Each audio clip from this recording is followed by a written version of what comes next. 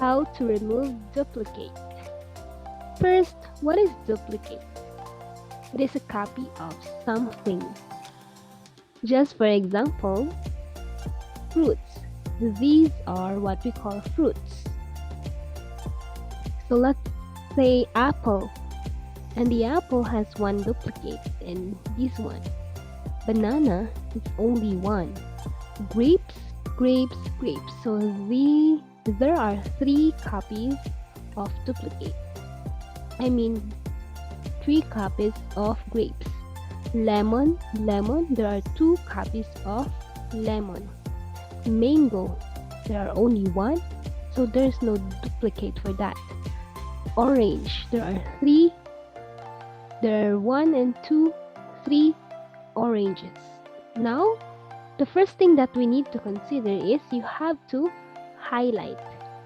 You have to highlight all these one, and after highlighting that one, you have to click the home, this one, the home, and then after clicking the home, you have to click also the conditioning, formatting, and then click highlight cells with rules, then go to duplicate values, click that one and just duplicate values with light red field with dark red text. So these red colors shows that these words has a duplicate.